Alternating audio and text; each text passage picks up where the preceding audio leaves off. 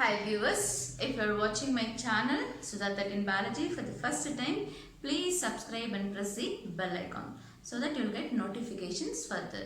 And if you like my videos, please share it so that it will be useful for many students at present. I hope you are all safe at home, and even after completion of lockdown, please take precautions to take care of yourself, like wearing gloves, mask, as well as carrying one sanitizer along with you. And protect yourself and follow some health tips to improve your immunity or boost up your immunity. So for today's session, I would like to start up with next chapter and a small topic in that locomotion and movement, that is with the structure of muscle. So now this muscle, which is a specialized tissue which is being originated from a germ layer. So that is mesodermal germ layer. It is being originated from mesoderm germ layer. So as we know, 3 germ layers, out of which muscle is derived from mesoderm germ layer. And we find around 639 muscles in our body. So these are 639. And all these muscles which are grouped together with the help of myocyte cells. So all these are combined with the myocyte cells. So the cells which are present in this, we call them as myocytes. And when you see the muscle internal structure or anatomy, so before going into this anatomy view, and what is the main function of this muscle? It helps in contraction, relaxation, okay, as well as even elasticity, as it is stretchability, as well as even it is also involved in elasticity. So all these are the major functions which are performed by especially the skeletal muscle which we see here, okay. So these are all majorly functions which can be seen by a muscle. And now this muscle will be receiving impulse, that is from brain, that is it receives the stimuli, that is from nerves, as well as it also receives stimulus from hormones, that is chemical stimulus, and it also receives mechanical stimulus. So all this helps in contraction as well as relaxation. And when it undergoes contraction, that means the muscle undergoes contraction during its work. So when any work is done by a skeletal muscle, when it undergoes contraction, the length will be shortened, okay, the muscle length will be shortened, and when it is undergoing relaxation, it comes back to its original length. So that is how we study again when we study about the contraction of this muscle fibers. So before going into that, we will be studying about the internal structure of this or transverse section of this muscle. So now when you see the cross section of this muscle, so it is lined by epimysium, which we'll be studying now. So this muscle which contains many fascicles. So these are all fascicles, okay. Black circles which I gave, it is nothing but fascicles, which in turn contains many muscle fibers or muscle cells. And these all fascicles, which singular we call it as fascicle or fascicles, and plural we call it as fasciculi. So singular is fascicle or fasciculus, and many fasciculus or many fascicle we call it as fasciculi. And all these fasciculi are bound together, okay, they are bound together by a special type of collagenous tissue. So that is called as fascia. It is a special type of collagenous tissue which is binding all this fasciculi, okay. So which is binding all this fasciculi with a special type of collagenous tissue. So this is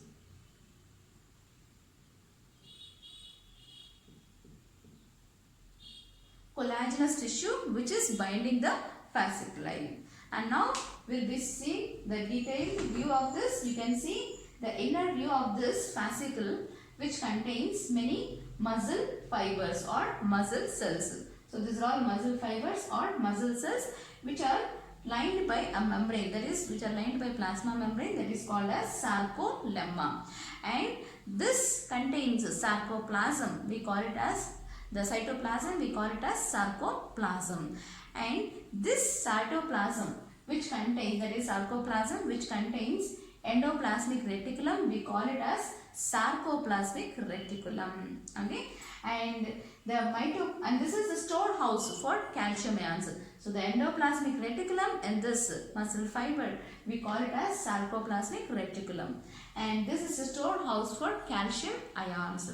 And next, the mitochondria in this sarcoplasm, we call it as sarcosome. And this contains many nuclei. So this sarcoplasm which contains many nuclei in this muscle fiber, and we call this condition as syncytium condition. So the muscle fiber which is syncytium, that is multinucleated condition, we call it as syncytium. So this muscle fiber, it is syncytium in condition which contains many nuclei which are arranged peripherally, multinucleate which are arranged peripherally in the sarcoplasm. So that is, it called as syncytium. Now let's see the detailed view of this, the anatomy of this muscle fiber cross section. So you can see the complete muscle which is lined by epimysium, and this contains many fascicles lined by perimysium. So it is lined by perimysium, and each fascicle or fasciculus, okay, they contain the muscle fibers or muscle cells. So these are muscle fibers or muscle cells. So we can see here muscle fibers or muscle cells. So each fascicle is lined by perimysium, and each muscle fiber or muscle cells lined by endomysium. And this muscle fiber, which I said, it is syncytium, and now it in turn contains myofibrils or myofilaments. So this muscle fibers, they contain myofibrils, or we even say them as myofilaments. So when we see this view outer to inner, so outer epimysium which is covering this muscle, which is lining up this muscle, and next perimysium which is lining up this fascicle, and next endomysium which is lining up this muscle fiber. So we can see all the linings in this, and along with that you can find the blood vessels, okay, blood vessels, and these fascicles are bound together by collagenous tissue called as fascia. And this muscle fibers or muscle cells in turn contain myofibrils or myofilaments.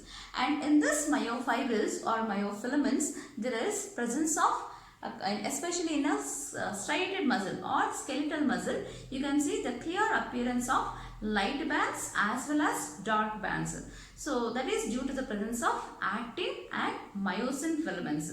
So you can see the longitudinally the arrangement of thin filaments as well as thick filaments throughout their longitudinal length in a parallel manner. So let's see in the diagram how this actin and myosin filaments. So the filaments which are the proteins,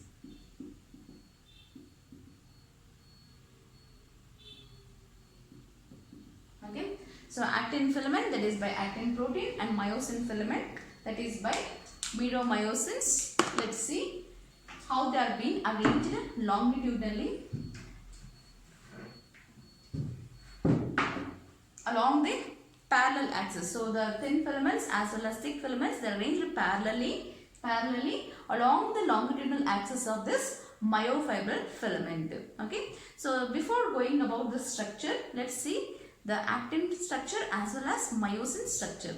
So this is myosin filament. So this is exactly, we say it as a myromyosin, which can be considered as one monomer. So this is a myosin filament which is present here, which contains many monomer units, which we call them as myromyosins. Okay. So this is a myromyosin filament which is a monomer present in the polymer of myosin filament.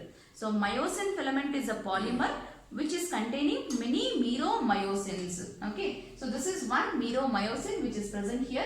The head which is being projected towards the outer side, and the tail which is present inner side. Okay. So next, this myromyosin, which we are saying it as a monomer unit, which is present in the thick region of this myofibril filament. So So this myofibril which contains light bands as well as dark bands. So in the light bands there is presence of thin filaments, that is actin filament. Okay. Whereas in the dark band region there is presence of myosin filaments. So this myosin filaments constitute many meromyosins which are monomers. Myosin filament is a polymer which constitutes many meromyosins. So each meromyosin constitutes head as well as a neck region as well as tail region. Okay, and head and neck which is made up of or which is heavy meromyosin, HMM, heavy meromyosin, whereas this tail region which is light meromyosin, LMM, light meromyosin, and this is present towards the inner side, whereas heads will be projected towards the outer side. Okay, so half of them will be facing towards this side, that is this jet line, and half of them will be facing towards that region, and at the center you can see all the tails. And the head region constitutes two sides, that is actin binding site. So this is actin binding site and this is ATP binding site. The head region contains actin binding site as well as the ATP binding sites. And this neck region, which is especially the flexible part which is present between the head as well as tail region in the meromyosin protein. So myosin filament is made up of many meromyosin which are monomers which constitute head as well as tail. Head region contains actin binding site as well as ATP binding site. So actin binding site is the site where the myosin filament binds to the actin filament during the contraction of muscle. So now this part which we call it as crassa, which constitutes head as well as even the tail region projected towards the outer side. And coming to actin filament. So actin filament which is considered as thin filament. Myosin filament which is considered as thick filament which contains many meromyosins. Actin filament which is a polymeric form which is considered as a thin filament, and this is present in the light band region. And now this actin filament which constitutes many proteins, that is called as globular proteins, which is the globular protein can be considered as a monomer. Okay, so in the actin filament, that is thin filament, the globular proteins which can be considered as monomer, and these monomer globular proteins are polymerized in the presence of magnesium ions. Okay, so with the help of magnesium ions, these globular proteins get polymerized to form a long chain of this, we call it as F-actin. So a globular protein is polymerized to form one F-actin. So this is one F-actin which is formed by the polymerization of globular proteins and with the help of magnesium ions. And this F-actin is coiled around by again a special type of protein throughout its length. That protein we call it as tropomyosin. So this coiled part of protein around this F-actin throughout their length, that is called as tropomyosin, and this is tropomyosin. And at regular intervals or at regular regions of this tropomyosin, you can find a special type of complex, that is troponin complex. So this troponin complex which constitutes TPC subunits. So these are further subunits which are present in the troponin complex. So this is a protein which contains a further subunits, that is TPC, TPI as well as TPT. So what is this TPC? So TPC is a site for calcium binding. Okay, so this is a calcium binding site, TPC, and TPI. So this is inhibiting site for actin filament with a myosin filament during rest condition. At rest condition, this will inhibit the binding of actin and myosin filament. And next, TPT. So TPT is a binding site for troponin to the tropomyosin. Okay, so where the tropomyosin is bind with the help of TPT, that is troponin binding to the tropomyosin filament. So that is binding site of troponin on the tropomyosin filament, that is TPT. So this complete unit we call it as troponin complex or troponin protein site. So which blocks the active site of an actin filament on the tropomyosin. So where usually the actin filaments bind to the active filament and the myosin filaments bind to the active site of an actin filament, that is the region where it is masked by troponins on the tropomyosin. Okay.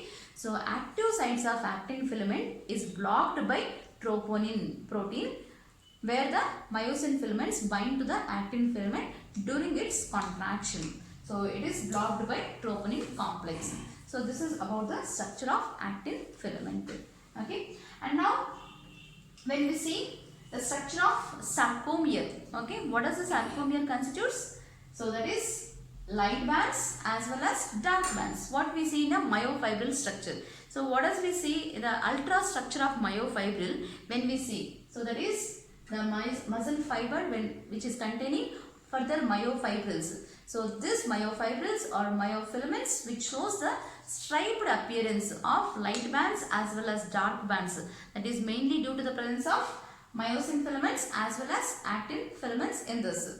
So now it contains light bands as well as dark bands. So light band which is present in the myofibril or myofilament of muscle fiber, okay, which constitutes actin filaments. So light band that is considered as I band or isotropic band, which constitutes only thin filaments, that is called as actin filaments, which are present in the I band region. So I band constitutes only thin filaments, that is actin filaments, whereas the A band constitutes both thick as well as thin filaments, that is myosin filaments as well as the actin filaments which are overlapped at the edges of this myosin filaments. Okay. So A band constitutes thick filaments as well as thin filaments. So thick filaments, that is myosin filaments, and thin filaments which will be overlapped at the edges. So you can see thin, thick, thin, thick. So like this they are overlapped at the edges. That is why A band appears more darker at the edges as there is overlapping between thin and thick, thin and thick. So you can see the A band appears darker at the edges. So I band constitutes only thin filaments, A band constitutes both thick and thin filaments. And the region where there is no overlapping, okay, so that is called the overlapping of thin filaments with the thick filaments, which constitutes only thick filaments, that is only myosin filaments. So that is called as H zone, or it can be considered as H band or Hensen's band. It is even said as Hensen's band, okay, where there is no overlapping of thin and thick filaments, which constitutes only thick filaments, that is called as H zone. And the membranous fibrous line which is passing at the center of this A band, that is at the center of this H zone, which we consider as M line. So this line which we say it as M line, and the line which is passing at the center of thin filament, that is at the center of I band, it is called as Z line, or it is even said as zigzag line or crosses line. Okay, so it is even said as crosses line, which is passing at the center of I band. So the distance between now the two Z lines is considered as one sarcomere. So this from here to here, from one Z line to other Z line is one sarcomere. Okay. So this sarcomere is a functional unit. So it is a structural and functional unit of contraction. Very important. Sarcomere can be considered as functional unit of contraction, and the region between the two Z lines is one sarcomere. So you can see throughout the length of myofibril. So this is one sarcomere, and next you can see one more sarcomere this side, one more sarcomere. So this will be throughout the myofibril length you can find sarcomeres, which are the functional unit of contraction, which helps during the contraction of this muscle fiber in the myofibril cells. And The anisotropic band, that is A band, constitutes only both thick and thin filaments, and thick filaments and thin filaments overlap at the edges, whereas I band, isotropic band, which constitutes thin filaments which appears light in color. And you can see all the myosin filaments. So the myosin filament constitutes the meromyosin, which is a monomer which is present in the polymerized form of myosin, and the head region of this will be projected towards the outer side. So all these heads will be facing towards the Z lines. So their the heads of this meromyosin, that means heads of this all will be facing towards the Z line, and their tails will be facing towards the M line. Okay, very important, which helps them during the contraction. So the heads will be facing towards the Z line on either side. So this side Z line and this side one Z line between the I band. So now the heads of this will be facing towards the heads of meromyosin will be facing towards the Z line on either side. So as one sarcomere constitutes half thin filament of this side and half thin filament of the other Z line, and one thick filament in center. So you can see the heads which are present on the thick filament will be facing towards the Z line, and either this Z line as well as this Z line. Okay, and now the tails will be facing towards the M line. So what is this line which is passing at the center of A band? That is M line. So now all the tails will be facing towards the M line, okay, which helps them during the contraction. So this is about the structure of myofibrin, which is containing light bands as well as dark bands. So very easy to remember and very important regarding the diagram based question, as well as the questions which are asked even during the